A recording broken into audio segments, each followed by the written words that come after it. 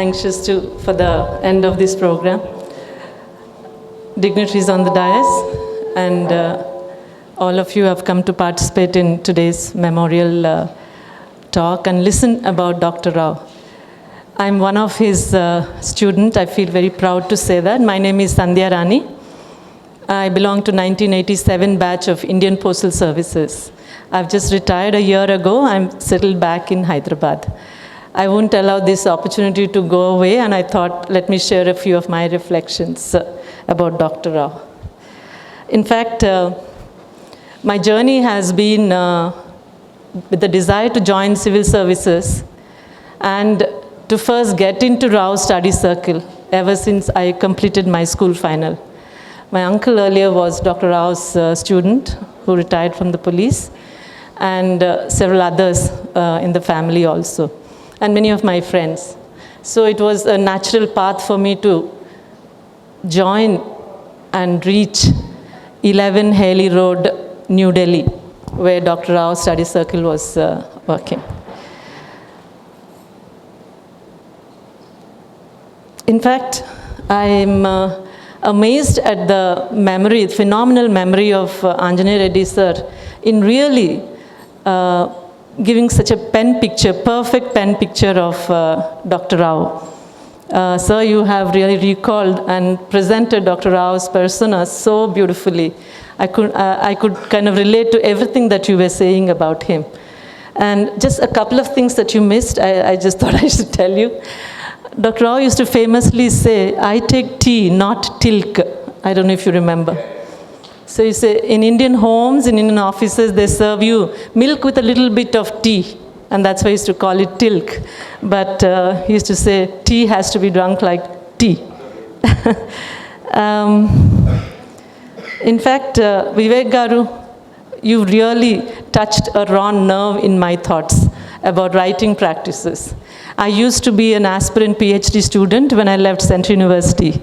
And I used to think, I'm pretty good in writing. But it destroyed all my confidence when I joined Rao Study Circle and presented my scripts to Dr. Rao. And I think every few days when he returned the scripts with a lot of red slashes, my confidence level used to go to my toes. And I used to think, where am I? Is it really truly the line I want to get into? But he also built and encouraged our confidence and really helped us join the civil services. One thing that really helped in association with Dr. Probably I was one of the first few students when the study circle moved to Hyderabad. And we were a very small group of students who were in the long term. So we spent a lot of time with Dr. Rao. It was really a privilege to see the personal side of him as well as to interact with some of his family members, Hema Auntie and others. But more than that, what Dr. Rao taught us probably lasted all through my life and my career, and it really shaped, it reinforced my own values of wanting to make impact with my work, and I hope I did in some respects. In fact, in his writing, in his corrections of our writing scripts, he actually taught us to look at the world objectively in what Sir was saying about being matured. Looking at it in a balanced manner and taking a step back. That means examining our own prejudices and to be able to look at life in a much more stark manner. Not only life, in relationships, people, in so many other ways. In fact, Dr. Rao has influenced generations of officers, really.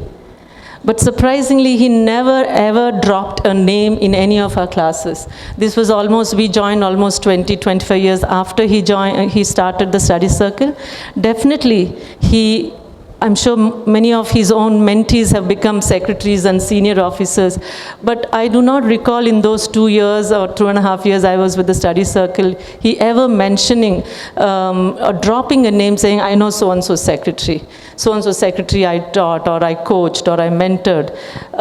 He was not really enamored by power or pelf in that sense. But we all knew that he was secretly very, very proud about each of his students and the kind of work they were doing. So sometimes, occasionally, he used to give an example of, see that officer in rural development? That's the kind of work you should do. Or see so-and-so in health ministry? That's the kind of work you must do. So it really taught us, it really reinforced our own aspirations to join the civil services and make a difference. And I think that is what I always carried.